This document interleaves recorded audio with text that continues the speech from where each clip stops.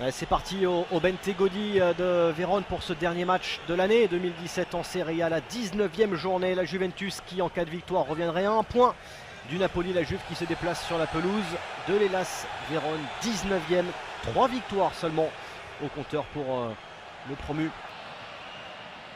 C'est un petit peu plus difficile avec l'équipe promue. Et là le contre pour la Juve avec Gonzalo Higuaín. La frappe de Gonzalo Higuaín qui frappe le montant du portier de Vérone, et Blaise Matuidi derrière qui reprend ce ballon. Et après 5 minutes à peine de jeu au Bentegodi, Blaise Matuidi frappe le premier et la Juve mène 1-0.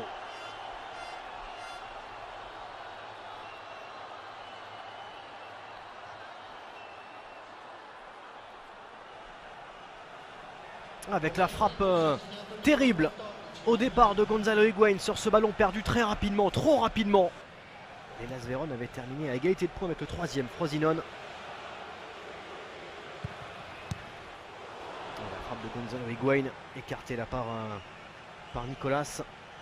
Alors Higuaín ou Dybala pour frapper ce coup franc. C'est Gonzalo Higuaín qui semble être le plus déterminé à trouver le cadre du gardien de l'Hellas Vérone, à moins que ce sera bien pour Gonzalo Higuaín. Il est bien frappé et il est juste à côté du but de Nicolas. Il y a eu un frisson dans le Bentegodi parce que ce ballon est resté scotché dans le petit filet au ras du poteau.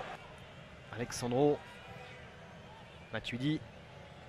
Ah, c'est bien joué ça, ce 1-2 entre Matuidi et Sandro. Est-ce que le Brésilien va pouvoir centrer pour Gonzalo Higuaín? La parade de Nicolas, héroïque devant le buteur argentin qui empêche la Juve de mettre un deuxième but, de faire le break. Personne pour l'attaquer, il est libre. Giorgio Chiellini pour Dybala et Gonzalo Higuaín. Un des premiers ballons de Federico Bernardeschi. Bernardeschi qui peut ouvrir son pied, et la bonne frappe de l'ancien joueur de la Fio. Sans malgré tout une emprise moins constante sur ce match de la part des joueurs de Max Allegri. S'il y a évidemment de la marge par rapport à cette équipe de l'Hellas Vérone. Martin Cáceres pour la frapper, le but superbe de l'ancien joueur de la Juve qui vient punir justement une équipe de la Juve qui était un petit peu empruntée depuis quelques minutes maintenant, qui jouait avec un petit peu trop de facilité face aux hommes de Max Allegri. Et Martin Cáceres, l'ancien de la Juve, qui vient punir son ancienne équipe, et l'Hellas Vérone qui recolle un but partout. Le rush superbe de Lichtsteiner qui peut prendre son temps pour essayer de trouver Gonzalo Higuaín. Le ballon a été touché, c'est récupéré dans l'axe par Dybala qui fait jouer sa technique mais qui est bien pris au final par Thomas Hurto qui était monté.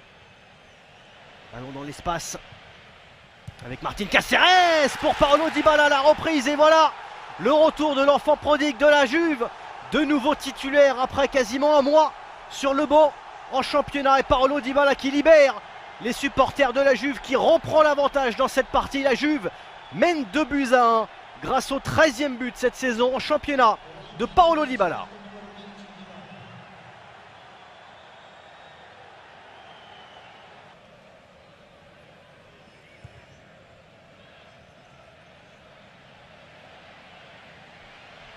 C'est passé une fois, c'est passé deux fois pour Paulo Dybala. Le voici, le but du break et le doublé de Paulo Dybala qui signe très clairement son retour. La Juve pourra-t-elle se passer?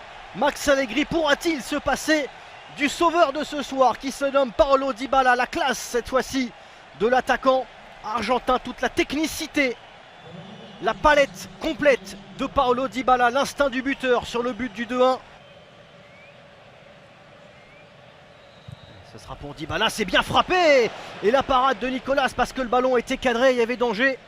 Sur le but de l'Hellas Vérone, on était tout proche du 3e but de Paulo Dybala dans cette partie. La belle parade de Nicolas, le gardien brésilien, devant l'attaquant argentin.